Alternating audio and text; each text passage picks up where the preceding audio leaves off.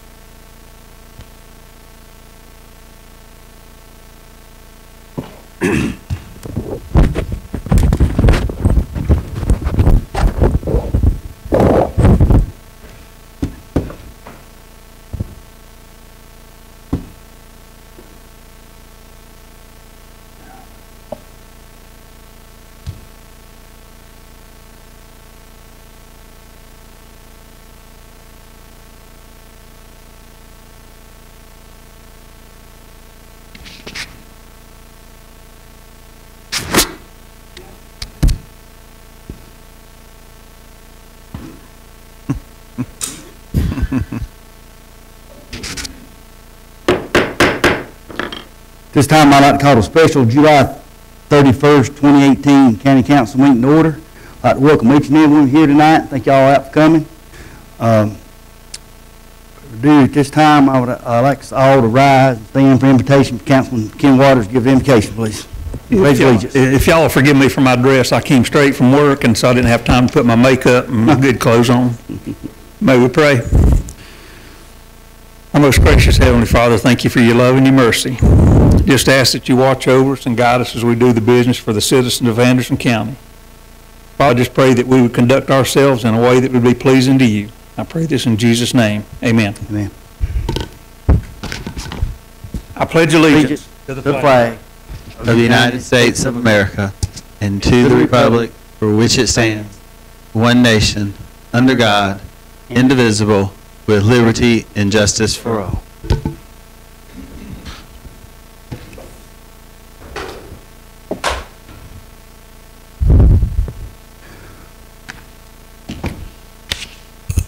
Before we get started now, let's go with a brief comment.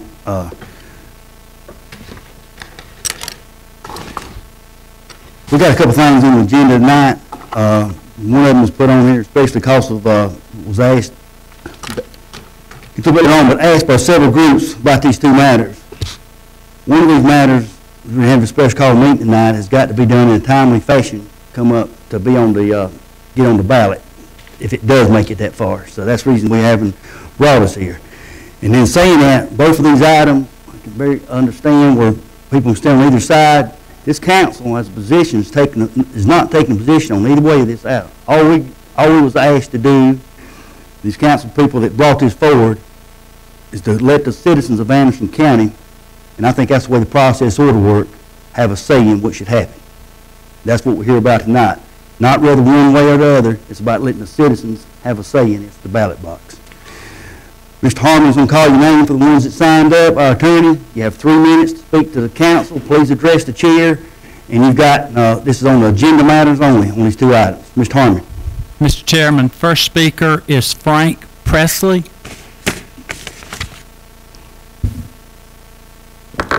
Frank Presley, District 4. I'm speaking to item number 5, the resolution concerning the 2-penny tax. As we know, this type of 1- and 2-penny tax has not historically been accepted real well by the public. I think all of us being Republicans, barring Ms. Floyd, smaller government and less tax is the mindset that kind of the direction the public is going. But if Mr. Wooten is able to convince us, either through some tax offsets or possibly describing specific earmarks that the money that the projects that it will be used for better received by the public. I personally feel that we don't need to raise taxes just to have some funds put in the general fund or to just improve parks. I think we do have funds already set up for maintenance of the parks and the Civic Center. that is adequate for now. Maybe if they want to expand or do some additional building out, we could do a one-time general fund use. But I feel as a whole, the public is not going to be very receptive of a new hospitality tax. Thank you. Next speaker is Bob Martin. I'm Martin, District 1. You have two items on the agenda that I'm going to speak to very briefly. The first, the raising of charitable funds through serving of alcohol, I could care less about. That's their choice, and quite frankly, if they have a good meeting, I'll probably join them. The second item, the two-penny tax, I find that totally unnecessary. And unless you can define to me what you're going to spend that money on, if you're going to spend it on developing some lake facility or something, then maybe perhaps it has some merit. But we're buying a pig in a poke here, folks. We have, I've lived in Anderson County for more than 28 years. If I didn't like it here, I wouldn't stay here. I think it's a good county, and I do appreciate that you serve here every other week, and I appreciate your service. But let's not just shove something down our throat that we don't need. We've got some very significant needs in Anderson County. How about you address them? Thank you. Next speaker is Chris Sullivan. Good afternoon. I'm Chris Sullivan. I live in District 1.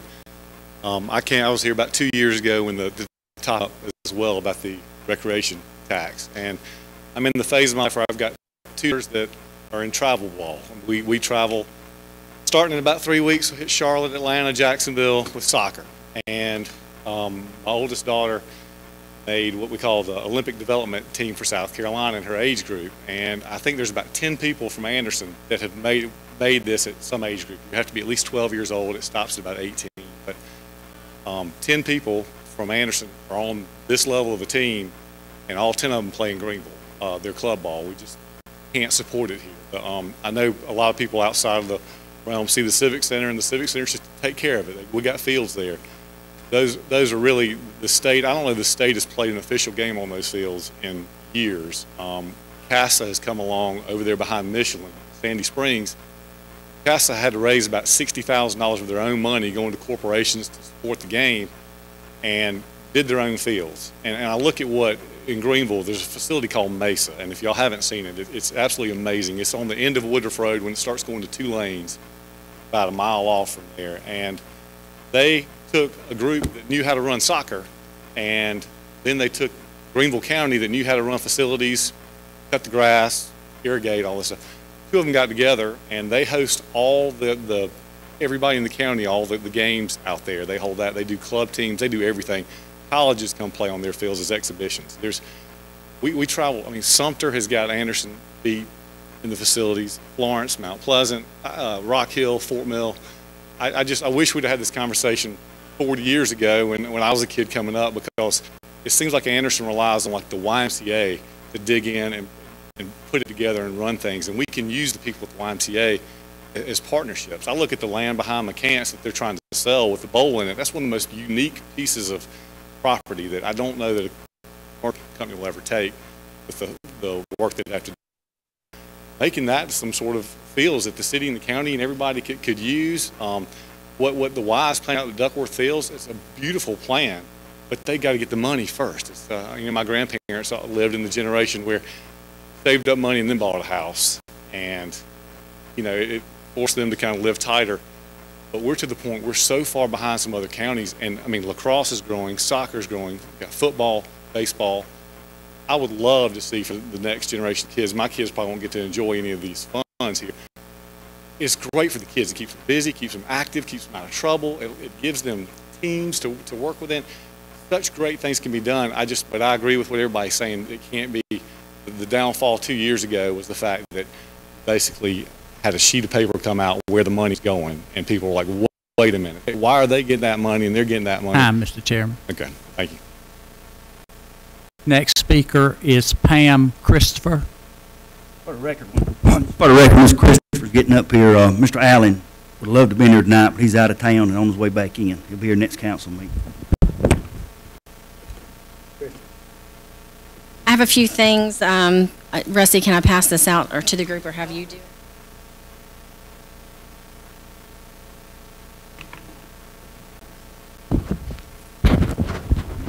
I wanted to give you letters of support from some of our board members that could not be here this evening and wanted to kind of go issues. Your Anderson Area Chamber of Commerce is supportive of both of these and want to kind of take them one at a time. 2018-030, which is regarding the consumption and sale and possession of alcoholic liquor and beer and wine. We absolutely are behind that, and let me express. We believe that people, like someone else had already said, has the right to make that decision, but it is impacting our businesses that cannot sell currently on Sundays. And by not having those hours of operation you're showing on here and things so that they could, it will make a huge difference. Currently, people can go into a restaurant and sit by a beverage, but they cannot take it with them. And let me express for one entrance. Carolina Bowen House, they can have someone come in and buy a drink, but if someone wants to take some of their particular brews, they can't take those with them, and they can't sell that to them. And obviously, that's a big tourism issue. When people are coming to visit, they would like to take those home with them, they cannot. It impacts our business. And I also have some of our people here tonight that I wanted to have besides our board. I know that Walmart is here and Sam's Club is here with us tonight. I don't know if Publix came. They were trying to get someone to come. Did someone from Publix come? And Quick Trip was going to try to come this evening. But they wanted to let you know that they're very supportive of this. It does impact their business. They realize that if our citizens can't buy from us, it helps our tax digest. They're going into our neighboring counties, and that does impact us. So it's impacting your tax digest, but it's also impacting our businesses negatively. They could have so much more and be more profitable if that was made available. Because I know I can sit here and say all the time, Eric, I'm sure that when people come to you or John's stores at Walmart, they come up to buy those beverages and they can't buy them, right? So they're coming up at Sunday, you're starting to look to ring them up, but they can, or it's closed over and they can't. But you're losing lots of dollars on the table because you can't do that, right? So will you guys kind of stand so they know that you're here? I appreciate that. So I want to make sure that you guys know that we do have some of our business community. And when we're speaking to you on behalf of the Anderson Area Chamber of Commerce, we're speaking to you on over 800 businesses, which equates to about over 80,000 people, all those citizens that are working for our businesses. So wanted to let you know that's the impact. So we would hope that you would look to put that ordinance forward, and we appreciate that. On the resolution that you're looking for, so thank you, Mr. Graham, for bringing that forward. We appreciate it very much on behalf of our business community. And then on the resolution that you have going forward regarding the tax, the hospitality tax, you know, we're just leaving dollars sitting on the table right now. We're missing all of that money, and thank you, Craig Wooten, for bringing that forward. And I hate to say, but the chamber just knew that was going to pass, and when it didn't, we felt badly. We just knew that that was going to be a given. When it didn't, it was a hardship that didn't, because look at all the things that we could do. Look at our neighboring counties, what they've done with hospitality tax. And like the gentleman said, we could have those visiting teams here. There's so many programs we could put it in. And I want you to know that we've really thought through that. And I have my board of directors that are here and some of my public policy people. So if you guys would stand so they know that we're all here in support and those are in support of it, I'd ask you to please stand. So they're here with me tonight to let you know they're standing up for both of these issues. I'm going to tell you on the hospitality tax what that could do. That's immense for us. If we're not giving that, it's known 65% of those dollars that come in are from tourists. They're going to help pay for the things we need in our county. Why would we not want that? Think of the things that we could do. And additionally, we went on a further step, and I talked with Rusty Burns, talked with Tommy Dunn. I reached out to Craig Wooten about that and several others. that we did think that was going to pass, and we had a hardship about it, so we wanted to do something. So the way we wanted to get together with this is to have a committee that could look at it. And once you have two, here is two of the communities that could be here. Belton and West Pelzer is here. Two of our other mayors were going to try to be here, but they couldn't because they were called to meetings at the last minute. So they wanted to let you know that they're in support. So that's why I gave you some letters that you would see of some of the people that are on our board and the mayors that are in support of it, because it will help all of them. And when we went to look at this committee, we didn't just pick 24 people that are on our board of directors. We looked at every one of your council districts and picked 4 people from each of your council districts to try to be representative of the whole county. So that when we're looking at it, and you're looking at projects or what you want it to go for, we're looking at a nice representation of the entire county. We did include your superintendents of the school district. Obviously, they know what their students need as well and things in our community. We did pick your mayors, and then we picked some people in the community that are citizens, not people on our board, because we want them to have a voice like you guys want them to have a voice. And that way you're all represented at that. So we want to let you know that we are very supportive of both of these issues, one on behalf of our business community and one on behalf of growing our quality of life. We're all very proud to live in Anderson, and we're excited at the quality of life we have, but we know how much greater it could be if we were allowed to have that tax. Thank you. Thank you. Mr. Harmon? Mr. Chairman, no one else has signed up. We're something a little bit different tonight. We get that many people here, and get plenty of times. Anybody else want to speak? Anybody at all? Hearing and seeing none, part of citizens' comments to be over with. We're going to move on now to item number 4A, 2018-30. Mr. Graham. Thank you, Mr. Chairman. Mr. Chairman, fellow council members, this is in reference to ordinance first reading 2018-030. This is basically an ordinance ordering a referendum to determine whether the South Carolina Department of Revenue may issue temporary permits to allow for the possession, sale, and consumption of alcoholic liquors by the drink to bona fide nonprofit organizations and business establishments authorized to be licensed for consumption on premises, sales to allow the sale of beer and wine at permitted premises locations without regard to the days or hours of sales. Mr. Chairman, if I may, I'm going to read the 2 questions that we're proposing to actually be put on the ballot in November. The first one is states that shall the South Carolina Department of Revenue be authorized to issue temporary permits in this county for a period not to exceed 24 hours to allow the possession, sale, and consumption of alcoholic liquors by the drink to bona fide nonprofit organizations and business establishments otherwise authorized to be licensed for consumption on premises sales. And you'd naturally check yes in favor of the question or no opposed to the question. The second question would be, shall the Department of Revenue authorize to issue temporary permits in this county for a period not to exceed 24 hours to allow the sale of beer and wine at permitted off-premises locations to the days or hours of sales? Again, I'll check yes in favor of the question or no opposed to the question. Mr. Chairman, I bring this in forth of a motion that we move forward with this. We have a motion. We have a second. Second. Second, Mr. Wooten. Any discussion? Yeah, real quick. Ms. Wilson. What is the taxation to own a drink at a bar now? Do we know what that is, roughly? I don't guess any of us would qualify as bar hoppers up here. Do we know?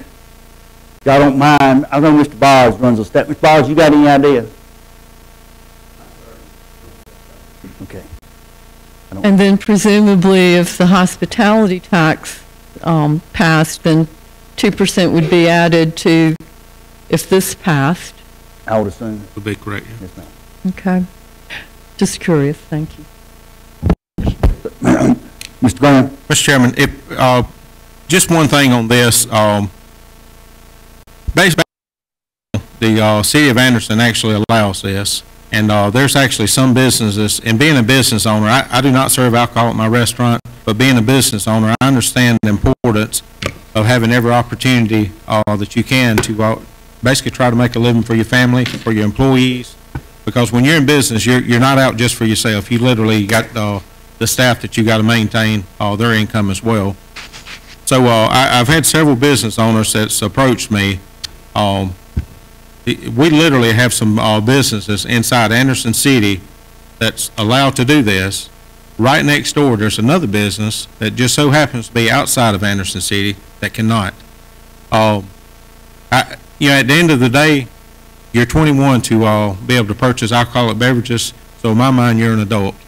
And I guess at the end of the day, I think we should give the citizens back the opportunity to decide whether or not we should do this. So that's why we bring forth on a referendum.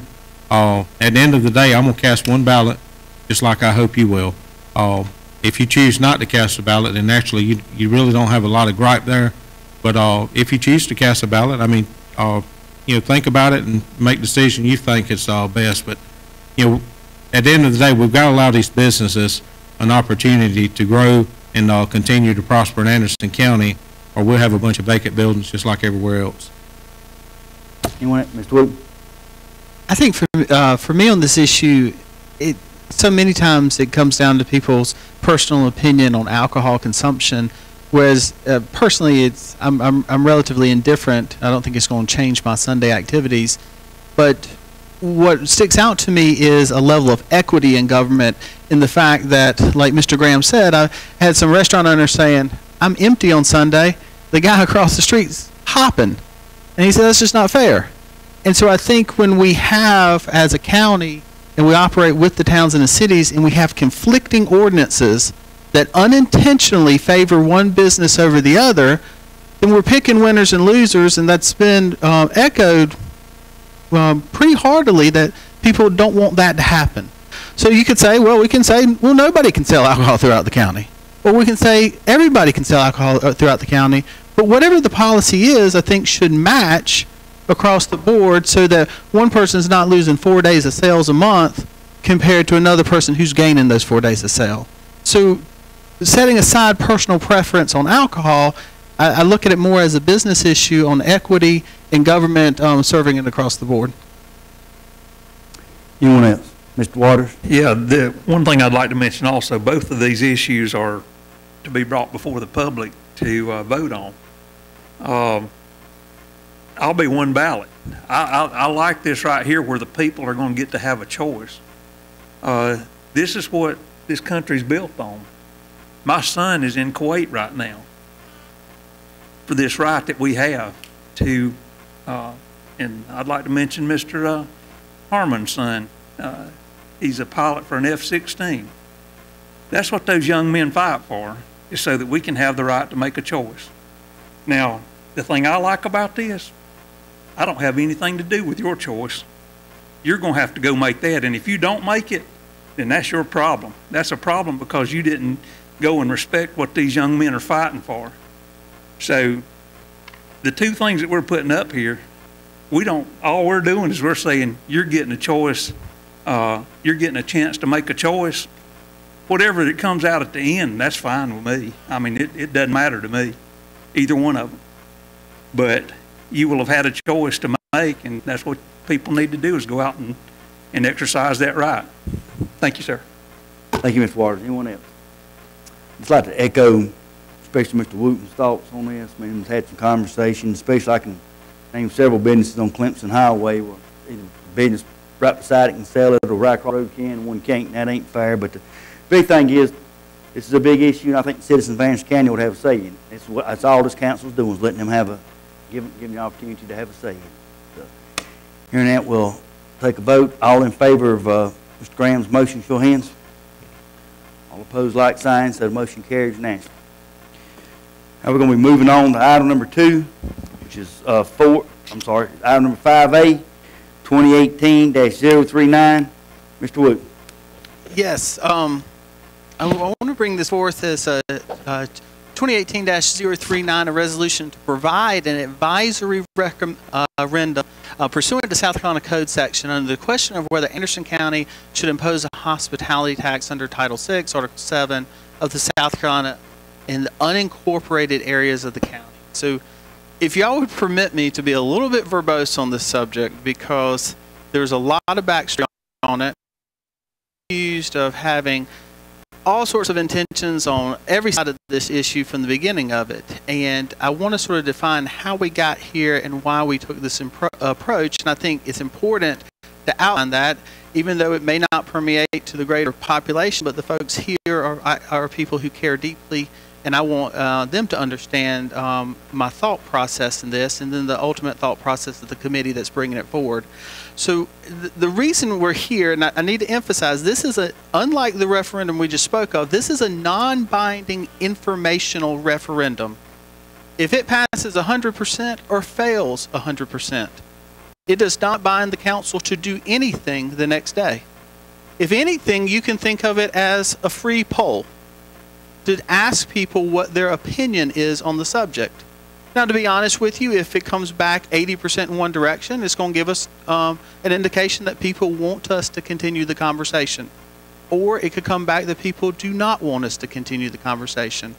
But what happened day one when I was elected is I had two groups come to me instantly, and they said, Craig, we want you to pass the hospitality tax. And I said, well, that's not that simple, because there's details in how you do that.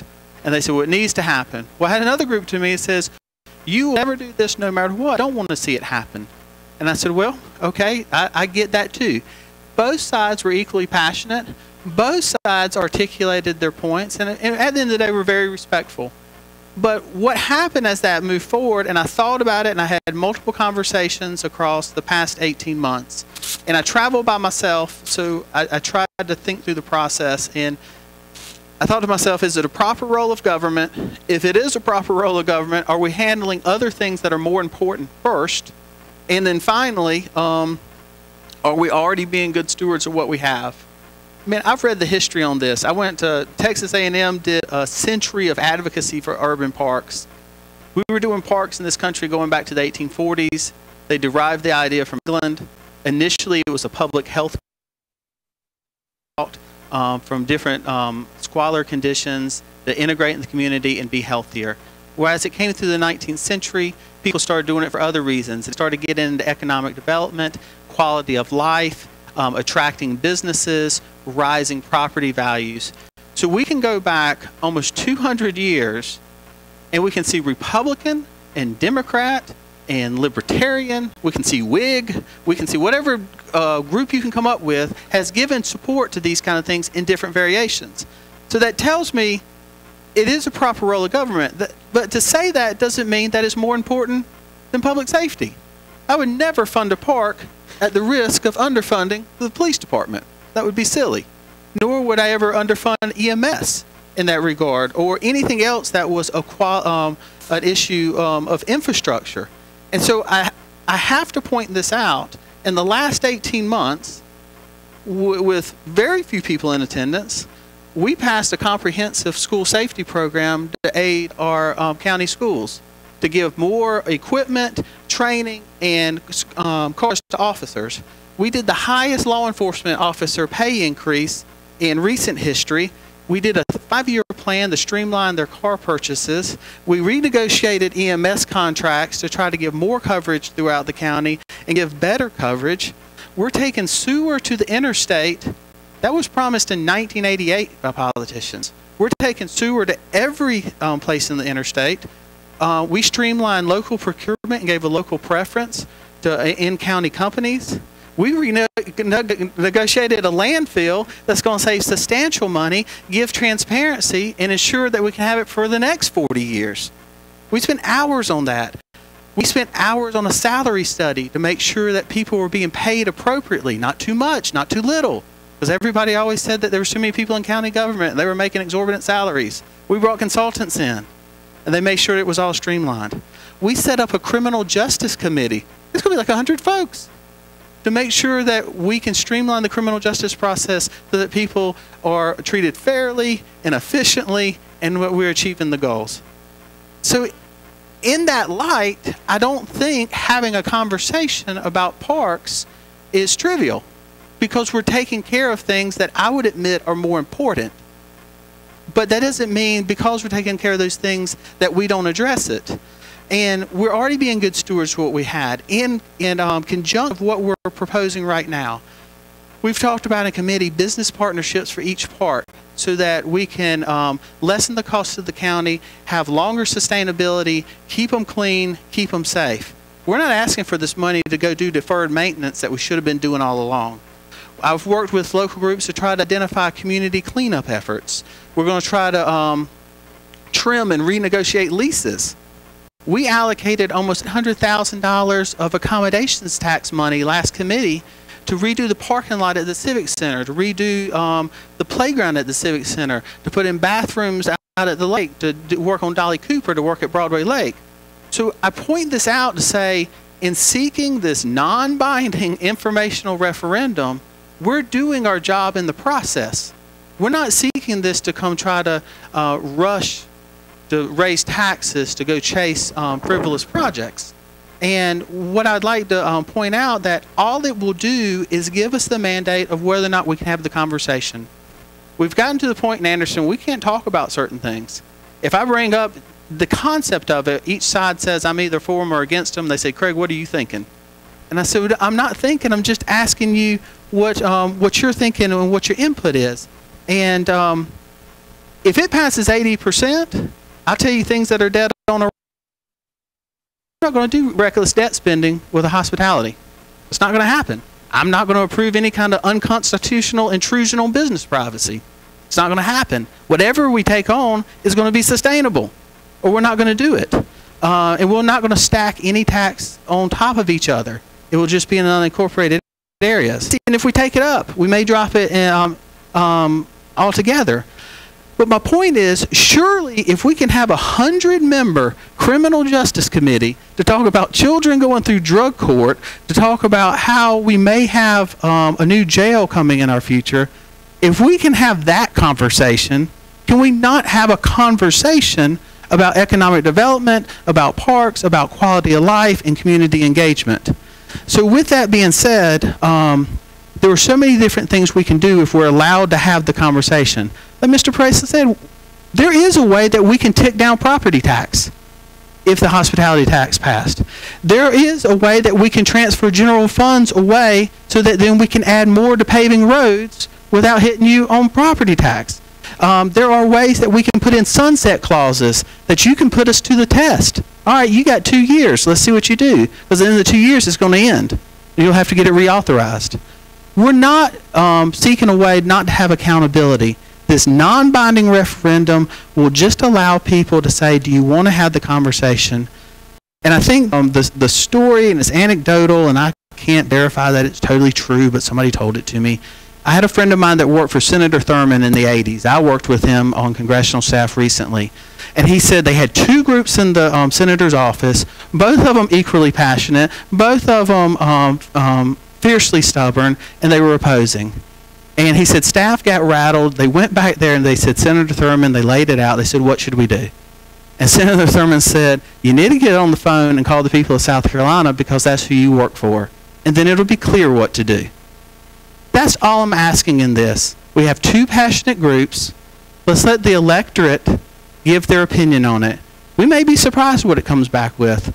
We may not be surprised what it comes back with. But all that does is open us up to have a conversation moving forward. And I hope it's a conversation that's based around civil discourse, where we can treat each other appropriately about it. If y'all want to give me a hard time, that's okay, because I'm an elected official and I volunteered for it. But it's informational, it's non-binding.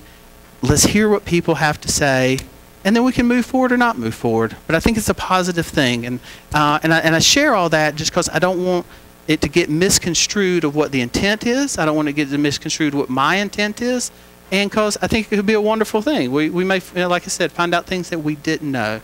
So with that, under the spirit of listening to folks and under the intent of moving a conversation forward, the Parks and Rec Committee unanimously voted to take this non-binding resolution to the ballot in November, and I bring that forth in a motion. Have a motion, and we have a second. Second it. Second, Mr. Graham. Any discussion?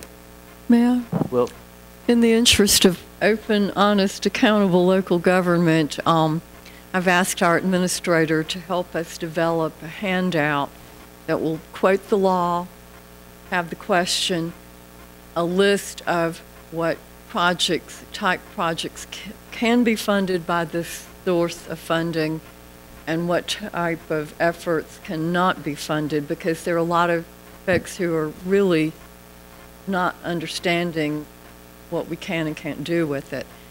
I'll be doing some town hall meetings in my district to take this out. It's also going to be important to note that should this pass the referendum in a positive direction to impose this 2% hospitality tax, that there will then be the need to get the people together on the projects that our citizens want to see completed first. And your idea of a sunset clause would make good sense also. This has been an effort that's been made, I think, twice before, but it was not complete. People were not well informed and didn't have the handouts and didn't have input. And I think it's vitally important that our citizens know the law and know what can and can't be done, and then we respectfully incorporate what they want into what needs to be completed here. Thank you. thank you. Anyone else? Mr. Chairman, Mr. Graham? definitely want to commend Councilman Wooten on and the Parks and Recreation Committee on the hard work on this. One thing that really has impressed me with this is, not only are they looking at, as far as, what can we as a county do to improve the quality of life in Parks and Recreation, they're also going through the different ones. Number one, determining if it's even within reason to sustain the park. Is it something we need to do away with? Is it too far gone? Do we need to join it with something in the community? We've got some properties that's leased. We've got some that is county owned, and they're truly doing a study to determine what direction is best for Anderson County and what direction is best for the citizens.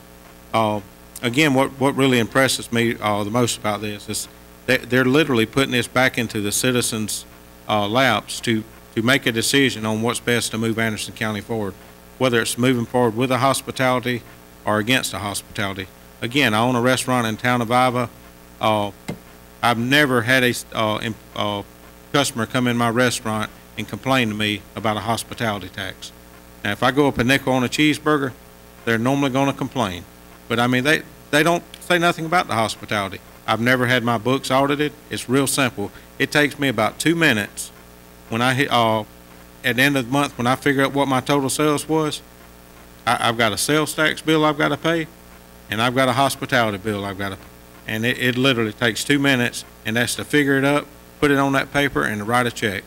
So at no point have I added another cost as far as employee to my business. It's a simple process, and it's nothing more than funneling a tax base through my business that's going back into that community down there. And if you look at the other municipalities throughout the county, they're not struggling on their rec programs. We are. And I mean, our growth is enormous right now. We have got so much to be thankful for. But I'm telling you, we've got to, as Mr. Wooten has stated, if you look at everything that we have done, saving county money, moving things forward in a positive direction, we have got to start focusing on recreation. Every industry that comes in Anderson County, there's a couple questions they ask right off the bat. What's your education like? What's your safety like? And what do you have for the families to do in the recreational time? We've got to start investing in that. And this is nothing more than a way to fund that. And, I definitely appreciate you bringing that forward, and definitely look forward to seeing what this, the people speaks in November on. Thank you. Thank you, Mr. Graham. Anyone else? Just like to say, again, commend Chairman Wooten and his committee for the work they've done and brought forward and thanking, and everybody listening tonight, and what this actually is putting on us, giving the people a say. The speaker said earlier, you ain't going to ram something down our throats. The furthest thing could be from the truth. putting it on the ballot to have to hear what the people's got to say. I don't know no other way to, fairer way to do something other and, go back. I know when I first ran for council about 10 years ago, I had a group come to us, brought up about this, wanting us to do this, that, and the thing. And I told them, I said, well, y'all need to go out and sell it. Don't expect me to sell it. Well, this is the way if you want it, you go out and work for it and sell it. The ones that don't. We'll find out.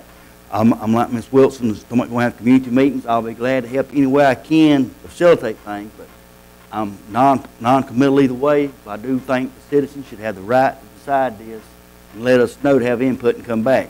And if it is decided upon, that's when the work will start. Several ways to go back. Council's got to put some committees together as far as how this money will be brought up, what it will be put forth to. Ms. Wilson's, a lot of people don't get the facts wrong. I ought to know from the get-go what this money can be used for and what it can't be used for. And, you know, cause we went through this before when Mr. Waters brought it about a year and a half ago. You'd think a hot dog stand out here was going to have to hire 2 more employees to keep up this stuff. And I just hope, as Mr. Wooten said earlier, we can have a civil and fair conversation like this and let people decide and lay facts down. You know, if you shouldn't be scared of the truth, lay the facts on the table and let people decide. If you got to start distorting it, then something's wrong. I always get suspicious of that. So, and this is just a process to get started on this. And since you brought that up, one of the most interesting things, I think Mr. Wooten hit the nail on the head, civil conversations. If it doesn't happen, there's ways to do things. And, you know, good ideas come up by people talking. When I brought it up a couple of years ago, man, I cannot tell you the things I heard, just as Mr. Wooten heard. We volunteer for the abuse that we get, and that's okay, because you got to be pretty thick-skinned to do that.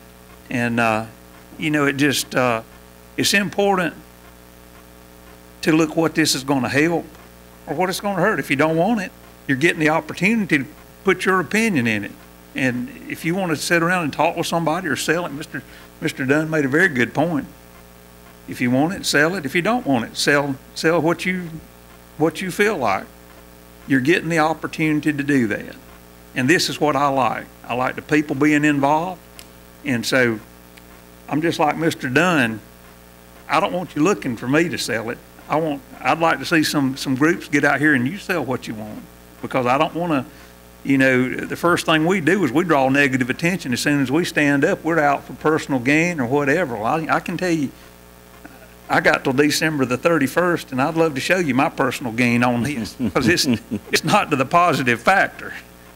And where, as Mr. Dunn mentioned 10 years ago, well, 8 years ago, there were a lot different. So I want you to look at how smooth things are running now, and look at what we've accomplished by the things we don't talk about and the things we do talk about. There's a lot of positive things in Anderson County. Bassmasters is bringing an elite fishing tournament here. I can remember when we were talking about just one little tournament and how that went on. There's so many good things to talk about. Right back there is Joey Lance. Don't think you're going to get by with me not saying something about you. I wish you'd know about the baseball tournaments he brought here. What was it? He went for 2, and he does such a good job, he brought 3 back. Is that right? Let me tell you something. It's people like him. You just think about it, and he does it. I mean, that's the kind of people that are in Anderson County that are coming out now. So many good people are coming out and working. And I say all of that to say, look at the positive stuff that's happening. You know, 2 pennies ain't going to hurt me. And if I get to keep them, it ain't going to hurt me either, because I'll do something with them. But just give people the opportunity to listen to them, and don't distort the truth. We got so many, there's few people that do that. And man, let me tell you, I cannot believe some of the stuff that comes out and some of the stuff that I've said that I didn't say. So let's be civil about it. And when we come out in the final say, we'll be fine. I mean, you know, we'll move on one way or the other. Thank you, Mr. Dunn. Thank you, Mr. Waters. One last thing I'd like to say, as Mr. Wooten touched on a while ago, this is an opportunity, if this were to pass, to lower taxes. No doubt about it. We'll remove some money and do some things about that. I really do believe that. And don't think that it won't happen. I can say about this, this council lowered taxes a meal here a couple of years ago, and they didn't think it could be done in hard times. So we all try to be good stewards of the money. Hearing that, we'll call for the vote. All in favor of Councilman Wooten and his committee's proposal, show of hands, and all opposed? All opposed, like sign, so the motion carries unanimously.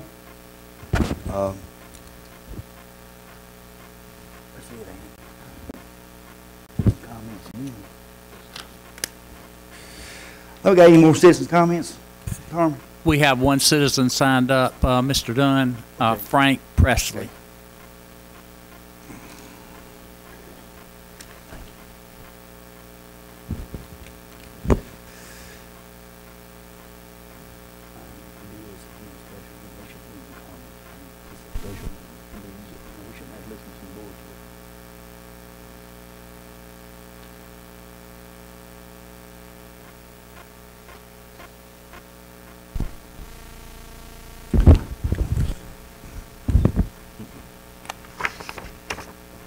This is House Bill 4270 that was submitted to the legislature in the 2017-2018 term.